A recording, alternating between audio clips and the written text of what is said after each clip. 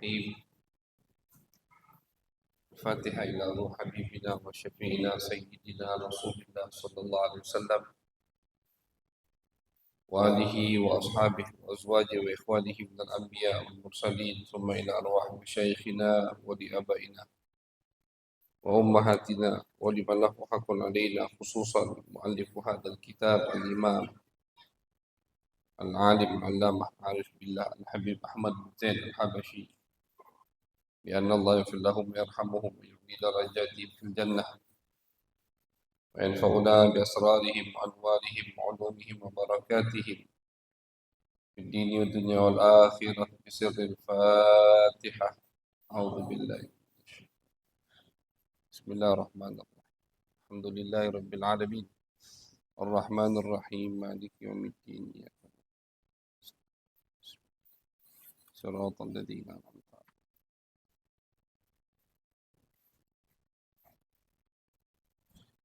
بسم الله الرحمن الرحيم.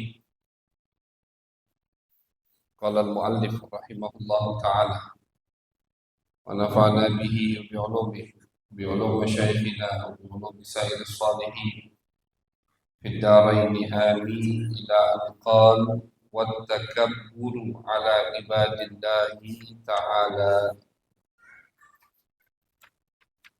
فمن معاصي القلب إلى أن قال والتكبر على عباد الله تعالى.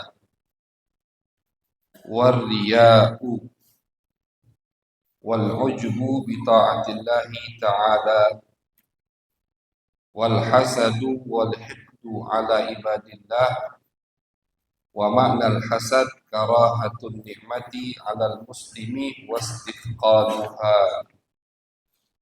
ومنها الإصرار على معصية الله والبخل بما أوجب الله تعالى وسوء الظن بالله وبخلق الله والتصغير لما عظم الله من طاعة أو معصية أو قرآن أو علم أو جنة أو نار، وكل ذلك من المعاصي والخبائث المهلكات، بل بعد ذلك مما يدخل في الكفر والعياذ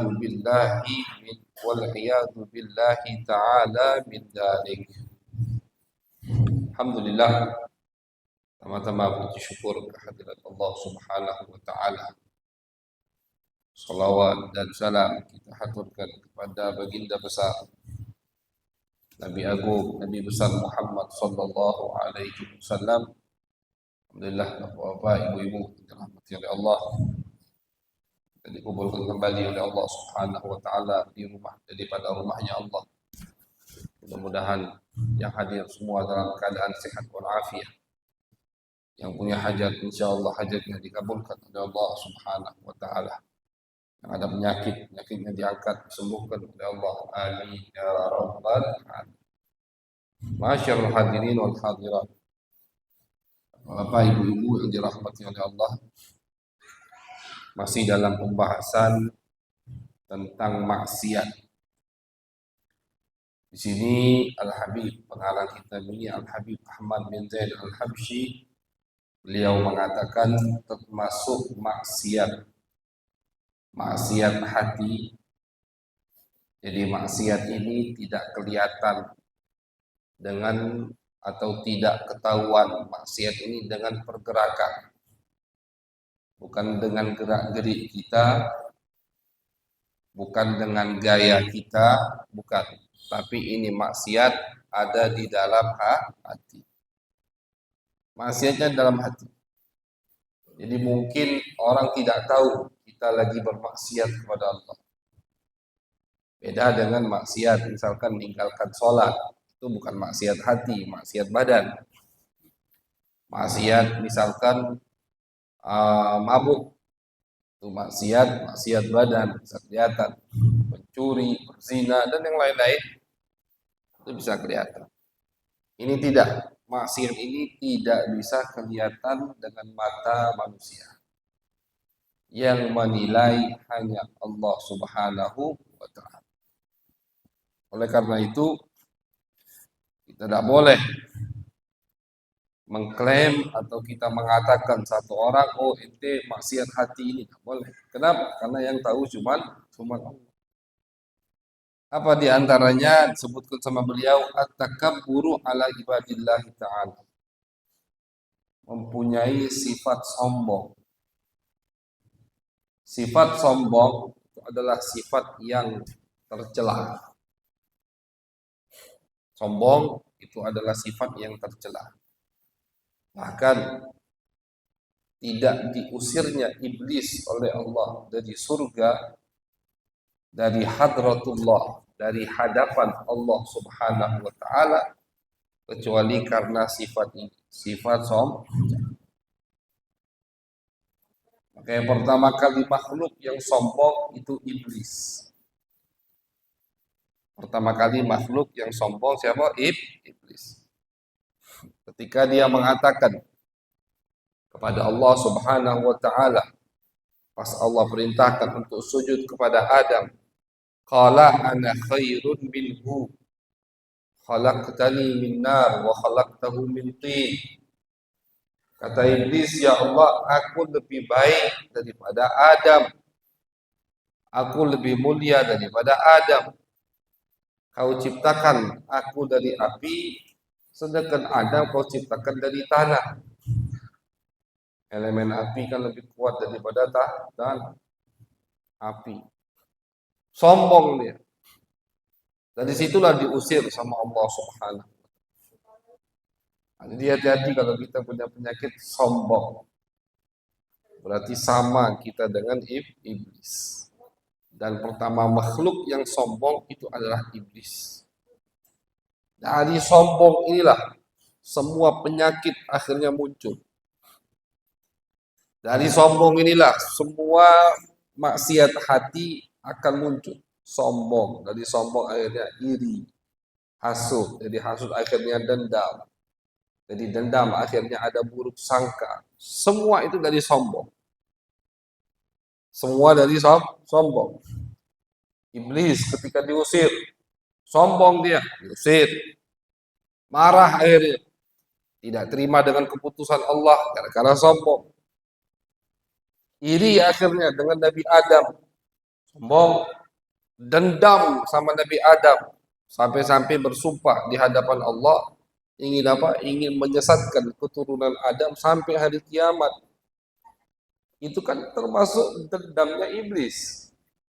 Iblis dan keturunannya dari setan itu berusaha sampai hari kiamat ingin menyesatkan keturunan Adam, itu karena dendam iblis. Dendam iblis kepada siapa? Kepada bapak kita Nabi Adam. Dendam, marah. Gara-gara Adam aku diusir. Gara-gara Adam aku diturunkan. Akhirnya dendam. Nah, dari mana semua penyakit itu keluar? Dari penyakit sombong. Na'udzubillah min. Hati-hati jangan penyakit sombong. Jangan sampai kita terkena penyakit sombong. Karena Allah Subhanahu wa taala mengatakan di dalam Al-Qur'an, innahu la yuhibbul mustakbirin. Kata Allah, sesungguhnya Allah tidak suka dengan orang-orang yang sombong. Tidak mungkin Allah cinta dengan orang yang sombong. Dalam hadis Nabi besar Muhammad SAW, beliau mengatakan, la yadkhulul jannah man fi qalbihi mithqalu dzarratin min kibrin. Kata Nabi, tidak akan masuk surga barang siapa orang yang di dalam hatinya ada sedikit daripada penyakit sombong. Na'udzubillah min dzalik. Nah, jadi sombong ini sifat maksiat hati. Berarti bukan artian ketika orang jalan tegap, misalkan menggunakan pakaian yang rapi, yang bagus, menggunakan kendaraan yang bagus, mewah, pasti sombong. Nah, kita sudah sebutkan di awal. Sombong ini penyakit hati, maksiat hati. Tidak bisa kita mengatakan ini orang sombong gara-gara pakaiannya rapi atau mahal. Bisa. Tidak bisa katakan, oh dia ini sombong karena mobilnya bagus. Tidak bisa. Rumahnya sombong, rumahnya bagus, dia ini sombong berarti makannya enak. Orang ini jarang senyum berarti sombong. Belum tentu. Mungkin bawaan. Kan ada tuh orang yang bawaan cemberut. Tidak sombong dia, cuman bawaannya dari lain memang cemberut terus. Tidak tahu orang tuanya ngidam apa pas itu dia. Jadi masuk memang. Karena ada begitu. Tapi belum tentu, tidak mesti dia sombong. Nah, oke. Karena kita sudah tahu bahwasanya sombong itu adalah penyakit hati dan tidak ada yang tahu isi hati manusia kecuali Allah Subhanahu wa taala, berarti tidak boleh kita mengatakan oh dia ini sombong gara-gara tidak pernah senyum. Dia ini sombong karena pakaiannya bagus, tidak boleh. Makanya ketika Nabi besar Muhammad SAW, beliau lagi nasihati sahabat agar jangan sombong. Sahabat bertanya, ya Rasulullah, di antara kami ini ada yang suka pakaiannya bagus, rapi, kendaraannya bagus, rapi, terawat. Bagaimana ya Rasulullah? Kata Nabi, itu bukan sombong. Kalau cuman itu, tidak sampai ke hati, tidak sampai ke hati. Walaupun itu kadang-kadang jadi wasilah untuk sombong. Wong yang punya kendaraan bagus pas jalan biasanya sombong, biasanya, tapi jangan kita suudzon sama wong. Wasilah. Artinya apa? Kita harus hati-hati. Ketika kita menggunakan kendaraan yang bagus, harus jaga hati. Ketika pakaian kita rapi, paling mahal, paling mewah, misalkan kita harus jaga hati. Jangan sampai ini, soalnya ini penyebab dunia yang Allah berikan kepada kita itu penyebab untuk sombong. Kayak Imam Al-Ghazali, beliau di dalam kitab Ihya Ulumuddin itu panjang lebar bahas tentang sombong. Beliau sebutkan apa saja yang bisa menyebabkan orang jadi sombong. Salah satunya dunia, harta, mobil bagus. Nah, biasanya kena sombong. Pakaiannya paling mahal, biasanya kena sombong. Ilmu, nah, ilmu bisa menjadikan kita sombong, ngerasa paling alim, ngerasa paling pintar, ngerasa paling tahu, ngerasa paling paham, yang lain tidak paham, sombong di situ ilmu. Ilmu bisa jadikan kita sombong. Ibadah juga bisa. Ketika merasa dia banyak ibadah, orang yang paling taat kepada Allah, ngerasa dia tuh paling duluan kalau ke masjid dan paling terakhir keluar. Misalkan dia ngerasa paling sering di masjid sholat berjamaah, itu hati-hati bisa menimbulkan penyakit sombong. Bisa menimbulkan. Jadi kita harus hati-hati dengan penyebab-penyebab ini. Harus hati-hati. Kenapa? Karena setan akan melalui pintu itu. Yang tajir, yang kaya akan setan masuki dari kekayaannya penyakit sombong. Yang punya ilmu dari ilmunya penyakit sombong. Yang punya jabatan dari jabatannya akan kena sombong. Tapi tidak mesti orang yang kaya, orang yang berilmu, orang yang punya jabatan, orang yang ahli ibadah pasti sombong. Nah, tidak mesti. Cuman ini bisa jadi penyebab kita untuk sombong. Untuk diri kita pribadi kita harus hati-hati.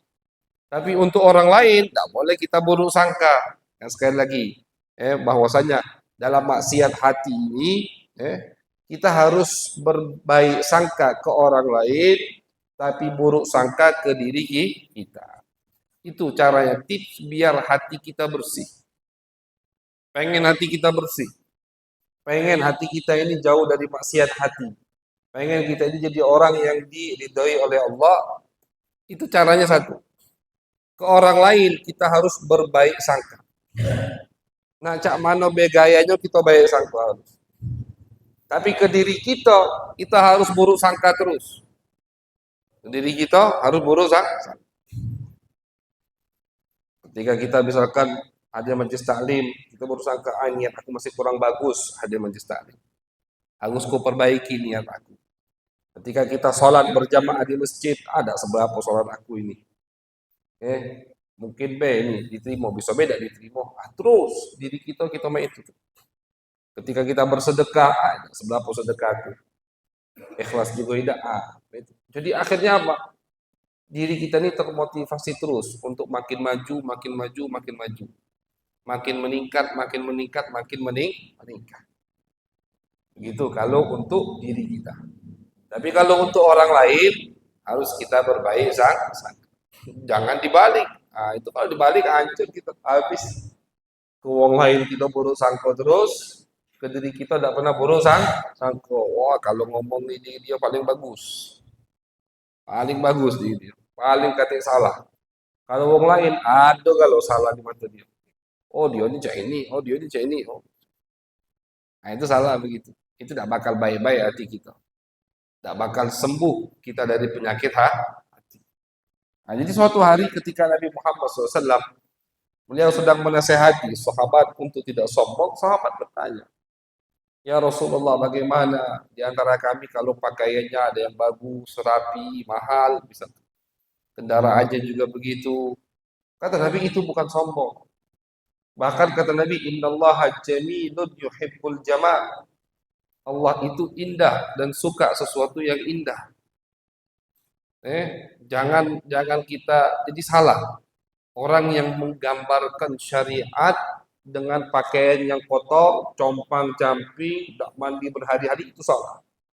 Itu bukan tasawuf. Itu bukan zuhud. Bukan itu thariqah, bukan. Salah. Kalau ada orang yang menggambarkan aku ini sufi, aku ini lagi ngikuti thariqah, tidak mandi bagai baunya masya Allah luar biasa. Bajunya tidak ganti, compang-camping, salah. Syariat Nabi Muhammad bersih. Nabi nganjurkan bersih. Apa kata Allah dalam Al-Quran? Khudu zinatakum inda kulli masajid. Kata Allah, setiap ke masjid, zina itu maksudnya rapi. Dah mesti nak mahal dia, yang penting bersih.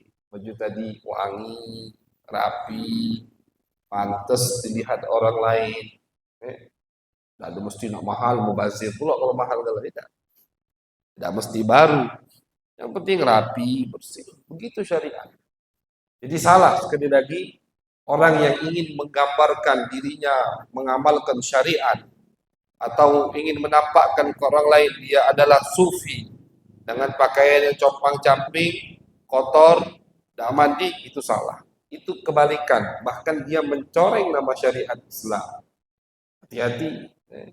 Dia memburukkan nama syariat Islam. Akhirnya orang lihat, oh cak ini Islam. Oh cak ini wong sufi.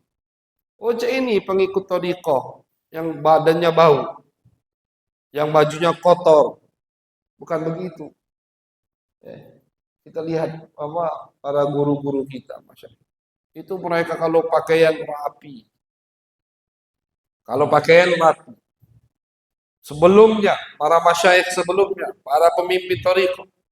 Al-Imam Abdul Hasan Asy-Syadzili. Diriwayatkan bukan beliau, Syekh Abdul Qadir Al-Jailani. Antara dua orang ini. Itu kalau jalan, pakaiannya rapinya. Padahal beliau pemimpin thariqah. Pakaian yang mahal, mewah, bagus. Sampai-sampai ada Yahudi hasut sama beliau. Pas lagi jalan dengan kudanya, kendaraan dulu kan kuda. Jalan dengan kuda. Di stop sama Yahudi. Yahudi ini tukang las besi. Tahulah orang begawi di las cak mano kan. Bau besi dengan kotor. Kata Yahudi, stop dulu wahai Syekh, wahai guru, stop. Apa kata Syekh Abdul Qadir? Dari riwayat Abdul Hasan, bukan Syekh Abdul Qadir. Kenapa? Aku pengen bertanya.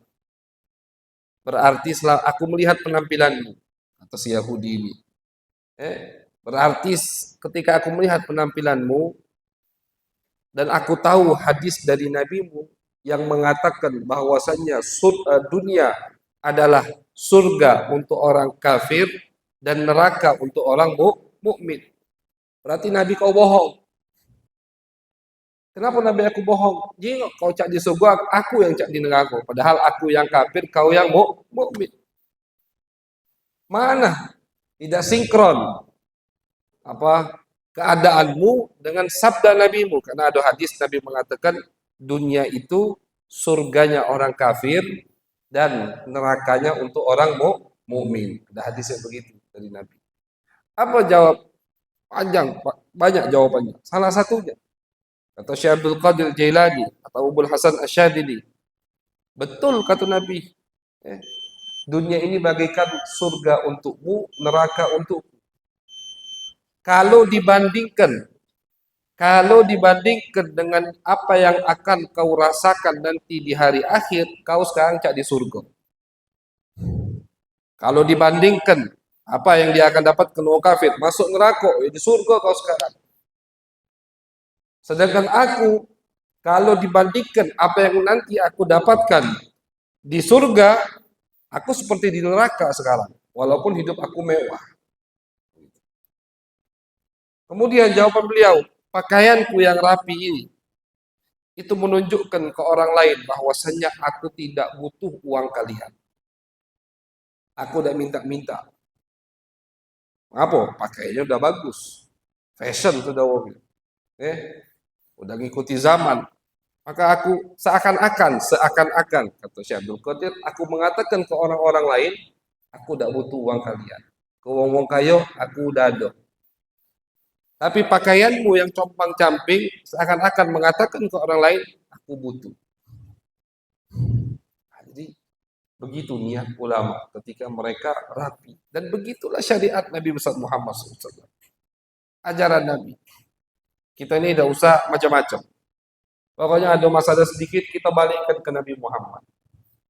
Ada problem dikit, kita ukur dengan perjalanan hidup, dengan keadaan Nabi Muhammad SAW. Bagaimana? Islam, rapi atau compang-camping, mandi atau tidak mandi, pakaiannya kotor atau bersih. Nah, kita tidak tahu, misalkan, lihat, buka sejarah Nabi, bagaimana Nabi Muhammad SAW. Tidak usah pakai syekh ini, syekh itu, sudah-sudah. Kita balik ke Nabi Muhammad SAW. Lihat Nabi. Pernah apa sahabat mengatakan ada baju Nabi kotor? Tidak pernah. Nabi itu wong yang paling bersih. Orang yang paling rapi. Orang yang paling, bahkan beliau itu punya pakaian khusus untuk menghadap kalau ada tamu dari luar kota Madinah. Itu Nabi besar Muhammad SAW. Nah, jadi kata Nabi, ketika sahabat bertanya tadi, bagaimana di antara kami kalau yang pakaiannya rapi, kendaraannya bagus? Apa jawab Nabi? Innallaha jamilun yuhibbul jamal. Itu bukan sombong kata Nabi. Kenapa? Karena Allah adalah zat yang indah dan Allah suka dengan sesuatu yang indah. Allah bersih. Al-qalbus salim fil badanis salim. Al-aqlus salim fil jismi salim. Maaf. Orang bisa mikir dengan jernih. Bisa punya karya macam-macam. Itu pertama badannya harus bersih dulu. Ketika kita bersih, ya sekarang maaf. Kalau manusia saja tidak tahan duduk dengan dia karena tidak pernah ganti baju misalkan berhari-hari, apalagi malaikat. Karena itu. Ini ada dalilnya. Hadis di Bukhari Muslim ketika Nabi Muhammad SAW melarang sahabat untuk tidak makan bawang yang mentah. Bawang itu kalau dimakan mentah kan bau. Nah berarti sama tuh, semua yang bau-bau, peti, jengkol, hati-hati. Halal, kata Nabi silahkan makan. Cuman kalau nak ke masjid, jangan makan. Misalkan udah para azan maghrib, jangan makan jengkol, peti, ladas, pas di masjid. Habis isya, silahkan.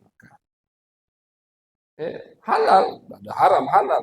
Cuman kata Nabi, kalau kalian sudah dekat waktu ke masjid, hindari makan makanan yang berbau. Hindari. Alasannya, apa kata Nabi? Fa innal malaikata tata'adza mimma yata'adza minhu banu Adam. Karena kata Nabi, malaikat juga terganggu dengan baunya. Sebagaimana saudaramu yang ada di masjid terganggu dengan baumu, malaikat juga terganggu, kata Nabi. Nah, jadi bagaimana malaikat mau dekat? Bagaimana arwah solihin mau dekat? Kalau wongnya tadi tidak pernah ganti baju misalkan, atau bau badannya. Nah, salah itu. Salah yang menggambarkan Islam dengan compang-camping zuhud. Bukan itu zuhud. Nanti bakal disebutkan semua. Dan itu semua adalah penyakit hati dan akhlak hati. Zuhud itu akhlak baik untuk hati, bukan perilaku zuhud, bukan. Zuhud itu bukan sholat. Zuhud itu bukan dengan puasa. Zuhud itu bukan tidak dengan minum ada es teh, tidak aku minum. Zuhud bukan.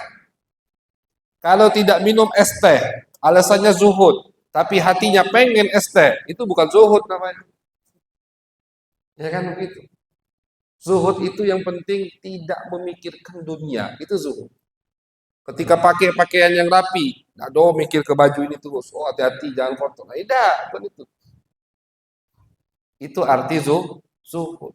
Jadi semua jelas dijelaskan oleh Nabi kita Nabi besar Muhammad Sallallahu Alaihi Wasallam. Jadi kata Nabi bukan itu sombong, malah kebalikan, itu disukai oleh Allah Subhanahu wa Ta'ala. Makanya kalau pengen rumah kita berkah, yang wangi, jangan yang bau-bau wangi. Ada ukup, bakar ukup. Ada minyak wangi, semprotkan minyak wangi. Itu memancing arwah soleh, memancing para malaikat untuk dekat. Habis itu ditimbali dengan zikir, dengan sholawat, dengan baca Al-Quran. Datang semua. Tapi kalau rumah kita kotor, rumah kita bau, misalnya, rumah kita nggak keurus, nggak pernah ngaji pula, ya sudah, setan yang marah. Yang marah setan. Makanya jangan heran, kesurupan lah, susah sholat, susah ibadah, wajar, setan kalau rumahnya. Tapi kalau rumahnya dia bersihkan, rumahnya dia wangi-wangikan, habis itu dia baca Quran, dia zikir di rumah, malaikat turun di rumah itu. Bukan rumah yang bagus, bukan. Rumah yang bersih dan wangi. Bukan yang bagus. Tambah banyak rumah bagus tapi penuh dengan setan. Karena ada katik penyebab untuk memancing para malaikat. Dan gitu. Jadi syariat kita ini bersih. Dan bersih rapi itu bukan tanda orang sombong. Kemudian apa kata Nabi? Al-kibru batrul haq wa ghamtun nas. Sebutkan akhirnya sama Nabi. Sombong itu kata Nabi adalah batrul haq, tidak mau menerima kebenaran. Nah, itu sombong. Dikasih contoh sama Nabi. Ketika dikasih tahu, ente itu salah. Kamu itu salah. Yang kamu lakukan menyimpang dari syariat. Yang kamu lakukan tidak mengikuti sunnah Nabi Muhammad. Oh, udah galak terima dia. Nah, itu sombong itu. Walaupun pakaiannya compang-camping, walaupun dia kumuh, kotor, itu sombong. Tidak mau menerima kebenaran ketika dikasih tahu ada yang benar, sedangkan yang dia lakukan adalah salah. Batrul haq, nggak boleh. Nah, kayak iblis ketika diperintahkan sama Allah untuk sujud, nggak galak. Padahal ini Allah yang memerintahkan. Lihat penyakit sombong. Kayak orang kalau sudah sombong, susah untuk kembali. Masih mending wong yang sesat dengan maksiat selain sombong. Ketika dia dinasihati, dia masih merasa, oh ya aku bersalah. Nah, rasa ketika dia merasa aku bersalah, itu bisa kembali ke jalan yang benar. Gampang. Tapi kalau udah penyakitnya penyakit hati, dan penyakitnya tadi sombong, mau dikasih 1000 dalil, dah bakal pecah. Kamu udah sombong. Padahal banyak dalil di depan matanya yang benar, yang jelas, yang menunjukkan bahwasannya apa yang dia lakukan, apa yang dia yakini itu salah. Tapi karena sombong, dah galak terima lagi. Itulah sombong kata Nabi. Al-kibru batrul haq wa ghamtun nas, dan meremehkan manusia. Nah, itu sombong. Dan semua ini penyakit hati, gitu. Ghamtun nas, menganggap orang lain di bawah dirinya. Itu sombong. Walaupun pakaiannya misalkan compang-camping, jarang mandi ini orang. Karena sering di masjid misalkan. Tapi dia ketika di masjid lagi kumpul sama jamaah, dia merasa dia yang paling mulia, itu sombong. Bagaimana caranya biar tidak sombong? Jangan sampai kita merasa ketika kita duduk di satu tempat kita yang paling mulia. Kalau kita yang merasa paling mulia, baik dengan jabatan kita, dengan kekayaan kita, dengan ilmu kita, dengan harta kita, kita merasa lebih mulia dari orang yang di depan kita, maka disitulah kita kena penyakit sombong. Itulah sombong yang diancam sama Nabi, tidak akan masuk surga kecuali dicuci dulu di api neraka orang yang di dalam hatinya ada sebutir dari penyakit sombong. Jadi hati-hati dengan penyakit sombong, penyakit yang sangat berbahaya sekali. Kemudian penyakit berikutnya, maksiat hati, ar-riya. Qal wa huwa minal muhlikat al-muhbitat al-a'mal. Riya, pamrih, cari muka, tidak ikhlas untuk Allah, itu riya. Mengamalkan satu ibadah, satu amalan, tapi niatnya bukan untuk Allah, itu riya. Disebutkan di Al-Quran oleh Allah, fawailul lil musallin alladzina hum an salatihim sahun alladzina hum yura'un. Itu. Celaka, wail, neraka wail. Ya, wail ini nama neraka. Salah satu nama neraka namanya wail. Nama neraka kan banyak. Ya, ada wail, ada jahannam, ada sakor. Yang di Al-Quran disebutkan. Salah satu wail. Neraka wail ini untuk siapa? Untuk orang yang sholat tapi lalai dalam keadaan sholatnya. Suka melalaikan sholat. Gampang lagi, be. Tidak jadi pikiran dia sholat. Kebetulan pas mau sholat, ya sholat. Kalau lah keluar, ya sudah lah keluar. Nah, itu diancam sama Allah. Bukan meninggalkan sholat, tapi dia melalaikan waktu sholat. Tidak peduli masuk waktu atau tidak masuk waktu. Kalau bertepatan dia mau sholat masih di waktunya, dia sholat. Kalau tidak, ya sudah lah keluar. Nah itulah. Itu neraka wail, celaka untuk dirinya. Alladzina hum yura'un. Nah, orang yang seperti ini biasanya itu kalau sekali dia sholat, itu sholatnya pamri, pengen dipuji. Bukan karena pengen ibadah. Bukan murni untuk Allah. Di dalam hadis lain, Nabi Muhammad SAW mengatakan, kata Nabi, ketika orang berjihad di jalan Allah, sahabat-sahabat nanya, ya Rasulullah, jihad di jalan Allah itu bagaimana maksudnya? Kata Nabi, jihad di jalan Allah adalah orang yang berperang untuk menegakkan kalimat Allah. Itu jihad di jalan Allah. Kalau berperang untuk biar dibilang dia ini pemberani, itu bukan jihad di jalan Allah. Kalau dia berperang karena ingin balas dendam, bukan jihad di jalan Allah. Kalau dia berperang karena niat, oh dia ini pernah ganggu keluargaku, marah, bawaan emosi karena ingin membela keluarga atau kaumnya, itu bukan jihad di jalan Allah, bukan. Dan semua nanti tidak akan dapat pahala kecuali orang yang mengamalkan ibadah karena Allah Subhanahu wa taala. Dalam hadis diriwayatkan bahwasannya Allah Subhanahu wa taala berkata, hadis qudsi, ana aghna syuraka 'anil syirik. Man 'amila 'amalan asyraka fihi ma'i ghairi taraktuhu wa syirkah. Kata Allah, aku tidak butuh dengan orang yang melakukan ibadah tapi pengen dapat pahala selain dariku.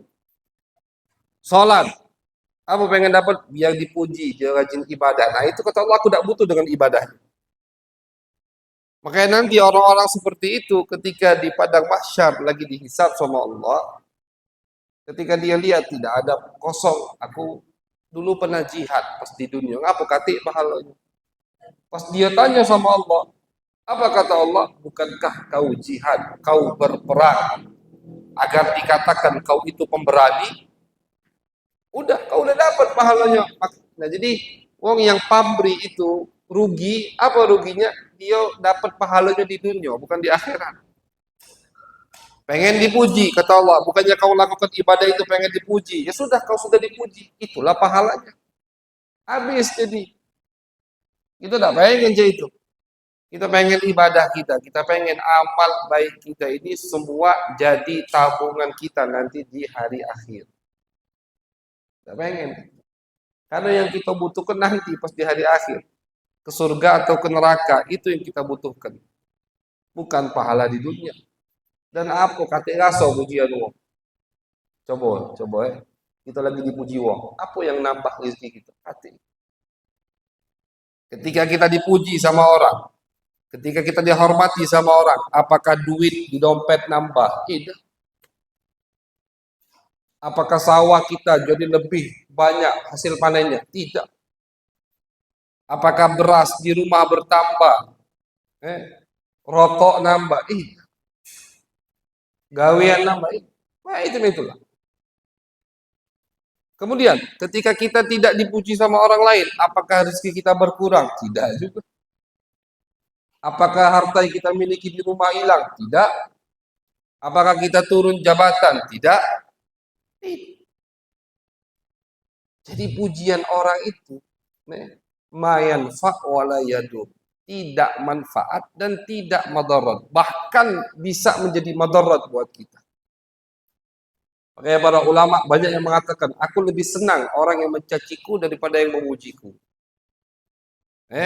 Banyak ulama yang mengatakan, aku lebih senang orang yang mencaciku daripada yang memujiku. Kenapa? Karena orang yang mencaciku itu bisa jadi apa? Sarana untuk aku muhasabatun nafs. Untuk aku introspeksi diri. Kau ini pelit nian, pikir dia. Benernya apa aku pelit? Itu. Kau ini sombong. Dikatai wong, misalkan kau ini sombong, pelit. Benernya apa? Akhirnya muhasabah. Jadi sebagian ulama mengatakan, aku lebih senang ada yang mencaci daripada yang memuji. Kalau yang memuji itu rata-rata munafik. Yang memuji ingin menutupi aib kita. Jangan dekati orang seperti itu. Inilah yang dikatakan oleh Nabi, "Uhthu fi wajhi fi wujuhil maddahin at-turab." Kata Nabi, kalau ada yang galak dikit-dikit muji, taburkan tanah di rainya, kata Nabi. Ambil tanah, taburkan di rainya, biar dia lagi. Kenapa? Itu bikin bahaya buat kita. Kenapa? Menutupi aib kita. Menutupi kekurangan kita. Kita yang masih kurang, yang masih bengkok, yang masih banyak salahnya, ketika sering dipuji, ngerasa paling hebat. Nah, itu bahaya. Jadi pujian orang itu tidak manfaat, bahkan madarat. Pujian orang itu tidak manfaat, bahkan membahayakan kita. Dan pujian orang tidak memberikan kita apa-apa. Kita makan cah itulah, kita tidur cah itulah. Rokok juga cah itulah. Itu. Tidak kata yang nambah. Jadi buat apa kita sibuk dengan pujian orang? Buat apa kita takut dicaci orang? Selagi yang kita jalankan benar, diridai sama Allah, diridai sama Nabi besar Muhammad SAW, diridai sama para guru-guru kita, sudah jalan. Lakukan. Jangan jadi wong yang medu. Kan banyak tuh yang medu. Agi apa kata wong, agi apa tuh itu tidak maju-maju itu. Agi apa kata wong, kalau aku lakukan ini kata wong aku sombong, kata wong aku main ini. Takut dengan komentar manusia, itu salah. Orang yang masih banyak takut dengan komentar manusia harus koreksi, berarti banyak amal ibadahnya ria, pamrih berarti. Tapi orang yang tidak takut dengan komentar manusia, masa bodoh. Selagi tidak zalim, tentunya kalau zalim tak boleh juga kan begitu. Terang-terangan zalim tak boleh. Yang dia lakukan benar, yang dia lakukan diridhoi oleh syariat, tidak melanggar perintah Allah dan Rasulnya, ia lakukan. Orang setuju, orang tidak setuju, dia tidak peduli. Nah, itu orang yang jauh dari penyakit ria. Tapi orang yang maju mundur, dia melakukan satu hal, mikir dulu apa kata orang, apa kata orang, apa kata orang, itu hati-hati. Biasanya kena penyakit ria, yaitu pamrih. Karena dia menganggap pujian orang itu ada manfaatnya. Na'udzubillah min dzalik. Kemudian termasuk penyakit hati, al-ujbu bi ta'atillahi ta'ala. Al-ujub, ujub ini adalah ujub ini sebabnya taat, sebabnya ibadah. Nah, ini makanya bahaya ini. Kalau sombong tadi sebabnya banyak, kalau ujub sebabnya ketaatan. Ketika dia taat, dia rajin sholat, rajin dia ibadah, rajin dia ke masjid, rajin dia majlis taklim, rajin dia maulidan misalkan. Hati-hati kena penyakit ujub. Dia tidak riak misalkan, dia ikhlas untuk Allah. Bukan biar dipuji, bukan. Hati-hati kena penyakit ujub. Apa ujub? Dia merasa dia lebih baik daripada yang lain. Ujub. Karena apa? Karena ibadahnya. Ngerasa dia paling banyak ibadah, akan dia mengatakan, oh aku lebih baik daripada yang lain. Itu adalah ujub. Dari mana kena penyakit ujub? Kena penyakit ujub itu ketika dia beramal, dia beribadah. Ini sebab kok bisa kena penyakit ujub. Dia merasa dia ke masjid, dia ibadah, dia berinfak, dia majlis taklim, itu murni upaya dari dirinya. Itu sebab. Pas dia sholat, dia, ini aku yang sholat. Nah itu. Nisbatul amal ilan nafsi. Menisbatkan amal ibadah kepada diri kita, itu penyebab ujub. Pas berinfak, oh ini aku yang infak. Pas majlis taklim, oh aku hadir majlis taklim. Pas ke masjid, oh ini aku yang ke masjid. Sholat, aku rajin, aku sholat. Aku sholat, aku rajin ke masjid, aku rajin baca Quran. Nah, aku. Amal ibadah, kalau kita nisbatkan kepada diri kita, itu akan menimbulkan penyakit ujub. Obatnya, jangan dinisbatkan kepada diri kita. Ketika kita majlis taklim, siapa yang membuat kita majlis taklim? Allah subhanahu wa ta'ala.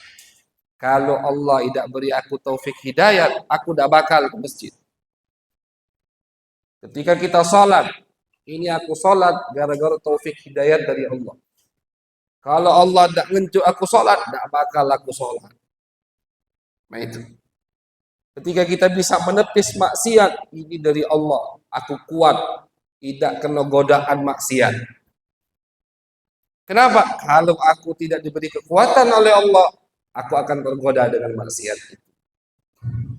Ketika berinfak, bersedekah, ini Allah yang menggerakkan tanganku. Kalau tidak, aku jadi orang yang kikir, pelit, susah untuk berinfak. Orang yang perasaannya seperti itu tidak bakal kena penyakit ujub.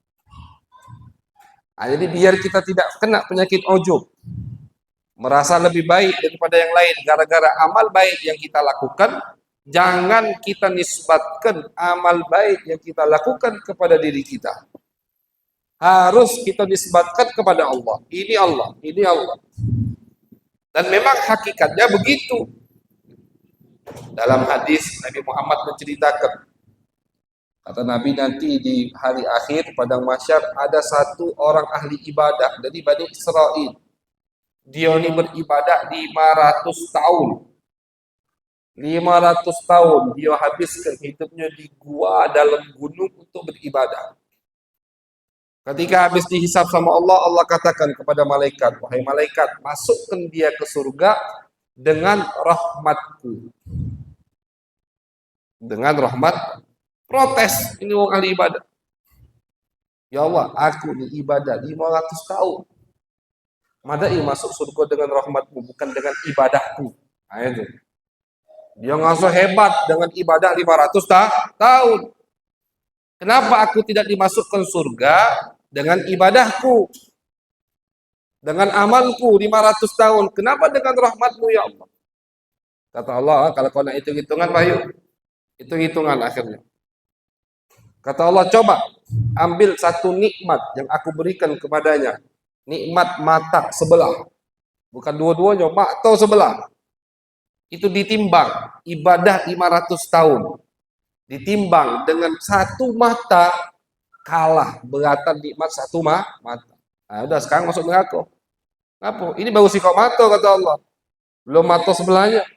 Belum nikmat kaki, belum tangan, belum hidung, belum penglihatan, belum pernafasan. Banyak nikmatnya. Jadi kalau nikmat kita, nikmat yang Allah berikan kepada kita, itu ditimbang. Kalau Allah adil-adilan, timbang dengan ibadah. Sebanyak apapun ibadah kita, pasti kalah ibadah kita.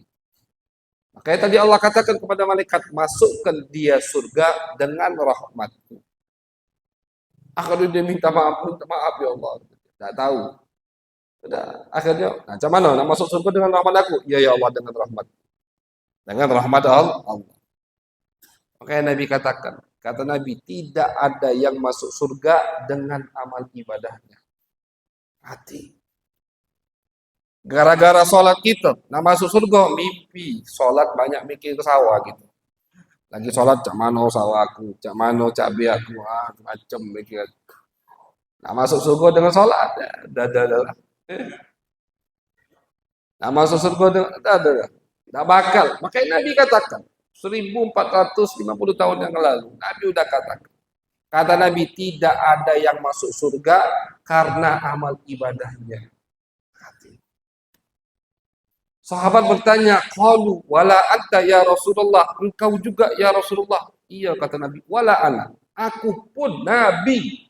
Wong yang paling bertakwa, wong yang paling takut dengan Allah, yang paling banyak ahli ibadah, yang paling banyak ibadah, yang paling berilmu, yang paling makhluk termulia, tidak masuk surga dengan amal ibadah. Nabi itu ibadah kakinya sampai bengkak. Beliau kalau sholat malam itu panjang. Kadang sampai kakinya bengkak, kata Sayyidah Aisyah. Kurang apa ibadah Nabi? Kata Nabi, aku pun tidak masuk surga dengan ibadahku. Tapi semua dengan rahmat Allah subhanahu wa ta'ala. Makanya ketika Allah memarahi Bani Israel tadi yang protes masuk surga dengan rahmat Allah, kata Allah, wahai hambaku, ketika kau beribadah, siapa yang menggerakkan hatimu untuk beribadah? Allah. Siapa yang menggampangkan kakimu untuk naik ke gunung? Siapa yang menggampangkan lidahmu untuk berzikir? Siapa yang menggampangkan pikiranmu untuk tafakur? Menggampangkan hatimu untuk memikirkanku? Menguatkan tekadmu agar tidak tergoda dengan tipu daya? Siapa kata Allah? Semua adalah Allah. Berarti kan Allah lagi. Allah lah, ujung-ujungnya Allah. Nah, makanya, kalau kita punya pikiran seperti itu, kita meresapi, kita bisa merasakan hal-hal tersebut, insya Allah jauh kita dari penyakit ujub. Kenapa? Karena kita nggak sudah punya apa-apa. Kenapa kita pengen ngerasa paling mulia? Kenapa kita pengen merasa paling afdol? Sedangkan kita tidak punya apa-apa. Oh, kau kan rajin sholat. Ya, sholat aku kan dari Allah. Kan Allah yang memudahkannya. Berarti bukan kerjaanku itu. Itu dari Allah. Kau kan rajin majlis taklim, siapa yang gampangkan kaki aku untuk majlis taklim? Allah subhanahu wa ta'ala. Nah, semua kembali kepada Allah. Nah, jadi kalau kita punya keyakinan seperti itu, insya Allah kita jauh dilindungi oleh Allah kita dari penyakit ujub. Tak ngerasa. Tapi kata ulama, boleh tak kita senang dengan ibadah kita? Boleh. Senang dengan ibadah dengan artian bukan sholatnya, bukan. Kita bukan bangga karena sholatnya. Bukan bangga karena kita banyak baca Al-Quran. Bukan bangga karena kita suka majlis taklim. Senangnya bukan karena, senangnya itu kita dipilih sama Allah untuk pergi majlis taklim. Itu tidak apa-apa. Senang kita, alhamdulillah. Kenapa alhamdulillah? Aku diberi taufik oleh Allah untuk sholat. Apa itu? Bagus sekali itu. Tapi tetap tidak menisbatkan amal tersebut kepada dirinya. Intinya itu. Jangan menisbatkan amal ibadah kepada diri kita. Ketika kita sholat, harus kita nisbatkan. Sholat ini takdir, taufik, hidayat dari Allah. Itu harus. Tapi kita senang. Kenapa senang? Mendapatkan taufik, mendapatkan hidayat untuk beramal baik. Kita senang, itu bagus. Harus senang malahan. Harus senang ketika kita digampangkan sama Allah untuk pergi majlis taklim. Harus senang. Alhamdulillah. Aku gampang untuk pergi majlis taklim. Alhamdulillah aku dipilih sama Allah untuk pergi majlis taklim. Tetap harus melihat ini semua fadlun minallahi wa ni'mah. Keutamaan, kemuliaan, nikmat, karunia murni dari Allah Subhanahu wa taala. Disitulah kita jauh dari penyakit ujub, insyaallah. Nah, jadi 3 penyakit hati tadi kita bahas: sombong, riya, pamrih, dan ujub. Mudah-mudahan kita dijauhkan oleh Allah dari penyakit hati tersebut, sehingga insyaallah hati kita menjadi hati yang qalbun salim, hati yang bersih, yang pantas untuk menghadap Allah Subhanahu wa taala. Amin ya rabbal. Sallallahu alaihi wasallam Muhammadin wa ala alihi wa sahbihi wa baraka wasallam walhamdulillahi rabbil alamin.